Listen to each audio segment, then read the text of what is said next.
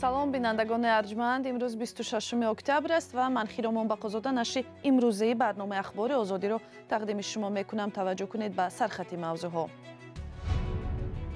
ба мурофиаи пушти дарҳои бастаи журналист Завқибеки Саидаминӣ дар Душанбе як сиёсатшиносе роҳ ёфту наздиконаш не. эҳсон Аминзода, ҷавоне ки исмаш дар робита бо ҳамла дар қисми низомии Белгород ёд мешавад, ки буд. гузориш аз зодгоҳи ин ҷавонӣ кушта шуда 11 рӯзи пеш. ӯ бача 10 сол дар инҷа хонд ва ин кафедра хонд ва бисёр бачаи фаъол буд, муносибаташ нағз буд, падару модараш инсонои хубанд.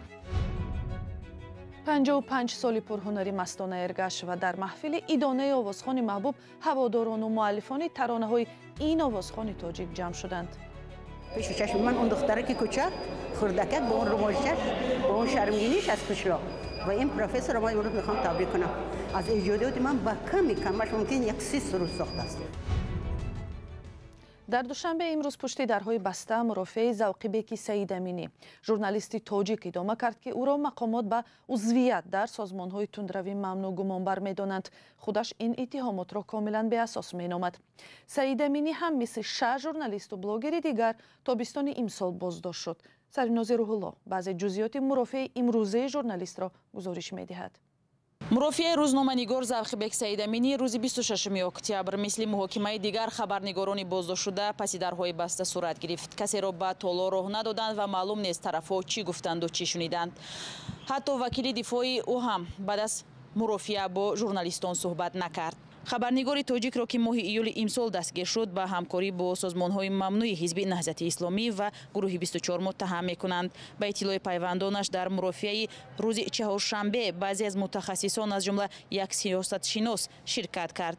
Радиои Озодӣ дақиқ кард, ки мутахассисон барои баҳо додан ба чанд навиштаи Завқибек Саидаминӣ дар Фейсбук даъват шуданд. Саидаминӣ дар Фейсбук фаъол буд ва пайваста назарашро дар бораи мушкили иҷтимоии мардум, динуоин ва масоили хонаводагӣ менавишт.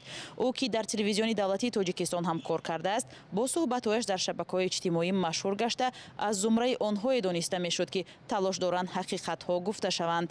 дар яке аз маъракаҳои интихоботӣ Завқибек Саидаминӣ талош кард номзад ба мақоми вакили мардумӣ шавад, аммо ӯро сабти ном накарданд. хешовандонаш мегӯянд мумкин аст муҳокимаи Завқибек Саидаминӣ ҳафтаи оянда идома кунад. ба гуфтаи вакилон, бар асоси иттиҳомоте ки ба хабарнигор эълон карданд, мумкин аст ӯ то ба 8 соли зиндон маҳкум шавад.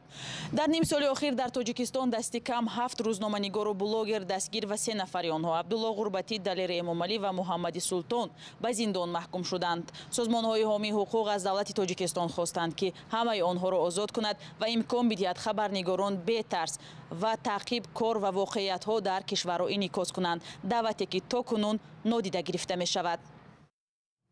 наздикон ва дӯстони эҳсон Аминзода, ҷавоне ки номаш дар пайванд ба ҳамла дар тамрингоҳи Белгороди Русия расонаӣ шуд, мегӯянд дар Русия зери фишор қарор доранд. онҳоро мақомоти Русия борҳо бозпурсӣ карданд. дар ин ҳамла 11 нафар кушта ва 15 каси дигар захмӣ шуданд.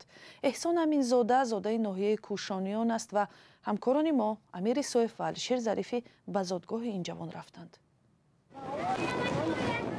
омӯзгорон ва ҳамдиягони эҳсон Аминзода дар ноҳияи Кӯшониён ба фарзияи марг ё дар тамрингоҳи Белгород бовар надоранд. расонаҳои Русия навиштанд, ки эҳсон 15 октябр бо як ҳамроҳи дигараш гӯё зимни таҳқири эҳсосоти динии онҳо ба ҳамярохон ҳамла карда 11 нафарро кушт ва 15 каси дигарро захмӣ кард. вале дар мактаби деҳаи заргари Кӯшониён, ки эҳсон дар он таҳсил кардааст, ба ин хабарҳо бовар надоранд. ҳеҷ кас намедонад ки чӣ сабаб аст, чӣ шудааст. Садафмоҳ, омӯзгори забони русии эҳсон мегӯяд, шогирдашро хуб ба ёд дорад. ҳамаи мо дар байни худ ҳайрон шудем. ҳамаи омӯзгорон ҳар абед, ҳар пагоҳ, кай вақте ки дар бораи эҳсон сухан меравад, ҳамаи мо дар ҳайрат мемонем, ки ҳатто боварӣ ҳам надорем, ки эҳсони Аминзода чунин корро иҷро карда бошад ё ки ҳамин хел корро аз тарафи вай гузашта бошад, ҳамин корҳои ношоям. хоҳарчаш ҳамиҷа мехонад. омада маълиморо дида, салом алейк карда рафта, хурсанд шиданд, ки эҳсон омада моро хабар гирифта рафт. бо хайрухуш карданд, ки ман мисол ба Федератсияи Русия сафар дорам, ба муҳоҷирати корӣ меравам.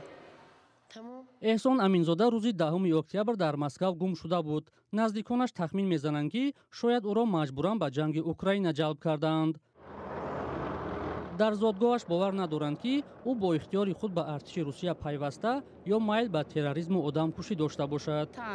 اوخی این گپایی که میگن تهمت در حق او بچه تماما برای کارا یگان دخل نداره. اما برخی از همدیگانش میگویند شاید احسان را کسی از راه زده است و او را به این ماجرا کشانده است. ما هم امور فهمیدیم دیگه زیخ شدیم. بچه خوب بود. مکتب را میرفت سلام علیک میکرد، کلون میده سلام میداد. خیلی انسان خوب بود بگیم. گنده نبود. ممکنه انسان ایران برآورده شده همین کار رفته. خانواده احسان در جماعت زرگر ناحیه کوشانیان در روز می شود منتظر جسد فرزندشان هستند. آنها در صحبت بدون ثبت به رادیو آزادی گفتند که فعلا سنه دقیقی آوردن جسد فرزندشان از روسیه به تاجیکستان معلوم نیست و حالا منتظر هستند. مقامات روسیه جزئیات حادثه را پنهان می‌کنند. تنها گفتند که 2 زاده یکی از کشورهای آسیای مرکزی به همخدمتان خود حمله کردند و 11 نفر کشته و 15 نفر زخمی شده است.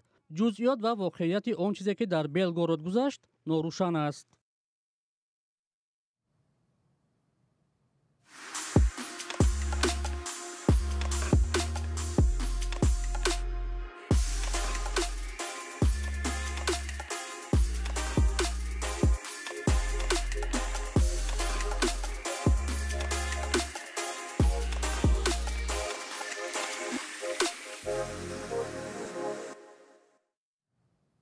در ناحیه دوردست درواز تاجیکستان مرد زندگی میکند که 60 سال پیش شاهد حادثه های پر اختلاف سیاست جهانی بود. سال 1962 درست در همین شب و روز جهان شاهد ضدیت سنگین سیاسی بود که آن را بحران کریب یا بحران موشکی کوبه هم نام میگیرند. نگرانی اساسی از آنجا بود که بحران میتوانست به یک جنگ اتمی مبدل شود. نادرخان حسینفت آن وقت در کوبه قرار داشت و امروز سرگذشت‌هایش را به همکارم محمود جان رحمتزاده حکایت کرد. بابای نادرخان 83 ساله در دهه زیغر ناحیه درواز گاه کوچه‌های هاوانا پایتخت کوبه را یاد می‌کند و هم روزهایی را که جهان در رو برای نابودی اتمی قرار داشت. بابای نادرخان سال 1939 در دهه زیغر ناحیه درواز تولد شده است. در 9 سالگی با امید تحصیل به دشت جوم حالا ناحیه شمس‌الدین شاهین آمد. سپس او را به مکتب اینترنت جمهوریوی در دوشنبه، از آنجا به شهرینو، از شهرینو به مکتب اینترنت ناحیه تیمورملیک سویتی سابق آوردند. مکتب را در ناحیه تیمورملیک ختم کرده برای شامل شدن به دانشگاه به قزاقستان رفت. خلاصه که همون سوال دوگیری که پره جواب دادن نتونستم. ما 3 کردیم، مادینه جانبی یک یوسف فرمان. بچه های خوب بودن، اونانی بچه های جور بودن. بعد وقتی که من جواب دادن پیش معلم رفتم. گفتم بهای من بگو. گفت فقط در همین زویدین همین مکتب همه بها میبروین. خیلی فقط اومدم که در حقیقت من آدینه جانبی نتونستیم غلطیم. سال 1961 از کمیرو به خدمتی حربی رفت. حویز کم دادن دیگه راست بردن پیچنگو گفتنی گرانیسه فینلاندیا. بعد اونجا با گرنودن آوارم در مورمانسک. مورد همی سویه زنده خیلی ردیس خوندیم. پس از 6 ماه آموزش زبان اسپانی و مشق در تمرینگاه ها برای شهروندی کوبه را داده برای ادامه خدمت به هاوانا فرستادند. و در آنجا کارمندی کارخانه قند شد. اما هدفش کمک به حکومت فیدل کاسترو بود. او میگوید که خدمتش به اوج جنگ سرد راست آمد و شاهدی آن بوده است که چگونه شوروی سابق موشک‌های میانه پرواز را در خاک کوبه جابجا کرد. اکید اتمی به صورت نگرفتن جنگ اتمی را این همون نمیفهم. برای چی صورت نگرفت؟ هیچ نمیدونم. گاه گاه دوره‌های خدمتش را به فرزندانش قصه می‌کند. قصه می‌کند که در هاوانا گشت و گذار آزاد بود. ولی اگر آگاه می‌شدند که از شوروی هستی بدام می‌انداختند. یا نو کمپرنده. من گفتم چی نفهمیدم اگه او چهل سویتیکو چای سویتی گفت.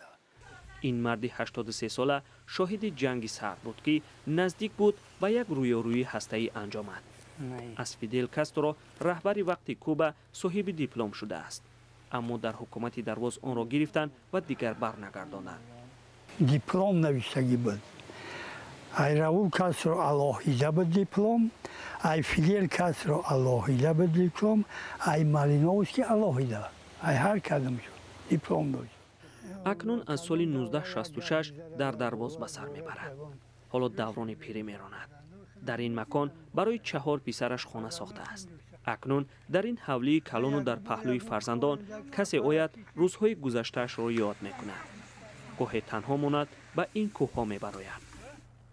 محمود جان رحمتزاده، آزادی، دهه زیغری ناحیه درواز. در دوشنبه جشن 55 سالگی فعالیت هنری یکی از معروفترین هنرمندان تاجیک مستانه ارگاشوه برپا شد و را چون یکی از شناخته‌ترین استادان هنر اجرا کننده هم سرودهای کسبی و هم آهنگهای شش مقام میشناسند. سالهای آخر در کنسرواتوری ملی درس میدهد و در همین درگاه هم هواداران هنر و شاعر و آهنگسازان همکار مستانه ارگاشوه به تبریکش رفتند. برای صوفی و اسکندری فیروز گزارش میدهند. وقتی جوانی استودنتی ده ما به نوبت نرسید شما رو گل دادن دیدید 70 سالگی مستانه ارگاشوه هنرمند معروف تاجیکستان و 55 سالگی هنرنمایی او را با برگزار کردن یک محفل در کنسرواتوری ملی جشن گرفتند. در آن چهره‌های شناخته کشور و مهمانان از ازبکستان و آمریکا شرکت داشتند. همایش با رونمایی کتاب ادبیاتشناس عبدالرحمن عبدالمنانوف درباره مستانه ارگاشوه آغاز یافت. 3 فصل کتاب که از نوشته ها و نگاشته ها عبارت است. اینا همه موادی هستند که قبلا در مطبوعات نشر شده بودند یا آماده شده بودند و نشر نشده بودند. ایجادیات مستانه در این کتاب همه جانبه تحلیل شده باشد. این نیست هنوز. این آغاز کار است. مستانه ارگاشوه هنرمند ازبک تباری تاجیکستان با هر دو زبان ولی بیشتر به تاجیکی ترانه‌های زیادی ماندگار سروده است. پیش چشم من اون دختره که کوچک خردکک با اون رمالشش با اون شرمگینیش از کشلا و این پروفسور ما امروز میخوام تبریک کنم. از ایجادات من با کمش ممکن یک 30 سرود ساخته است. همسبقان از هنر نادری مستانه یاد میکنند. مستانه خان از ناحیه کومسنگیر اومده. 18 ساله 17 ساله وقتی که ما درسای اولی ما میگذشت ما هیچ گمان نمیکردیم که اینقدر هنر دارند. برای تبریک مستانه ارگاشوه مخلصانش از کشور همسایه ازبکستان نیز آمده بودند. 79 سال است من مخلص مستانه اپا سرودهای کلاسیکی استرادا لیریکا همیشه جاش بمانده میخوانند. سرحدها بستگی بود 55 سالگی رستاشون با هم آمدگم وقتی استیزه همه تقلگم کنه هاشون با میبیامدم. مستانه ارگاشوه از سال 1978 در دسته 6 مقامی کمیته رادیو و تلویزیون تاجیکستان کار کرده. چند سال رهبری آن نیز بود. حالا او استاد کنسرواتوری ملی است و با شاگردان از 6 مقام درس میگوید. سالهای اخیر سروده های مستانه ارگاشوه را تلویزیون های دولتی زیاد نمایش نمیدهند. وزارت فرهنگ و اطلاعات قرقیزستان سامانه بخش قرقیزی رادیوی آزادی را برای 2 ماه بست. مقامات 26 اکتبر سبب را یک برنامه ویدیویی در رابطه با وضع در سرحد با تاجیکستان نامیدند که به باور آنها درباره حمله احتمالی جانب قرقیزستان به تاجیکستان معلومات تصدیق نشده دارد. دو کشور یکدیگر را به تجاوز نظامی گناهکار میکنند. رهبریت رادیوی آزادی گفت گزارش به معیار پاسخگو است. برنامه 16 سپتامبر امسال و در اوج درگیری دو همسایه در تلویزیون настоящее время طرح رادیوی اروپای آزاد رادیوی آزادی پخش شد. حکومت قرقیزستان روز 24 اکتبر از رادیوی آزادی طلب کرده بود گزارش را کاملا از سامانه بردارد اما قبول نشد. و خبر و گزارش های بیشتر را از سامانه آزادی.org، کانال آزادی ویدیو در شبکه یوتیوب و شبکه های اجتماعی ما در فیسبوک، ادناکلاسنیکی و توییتر پیدا کنید.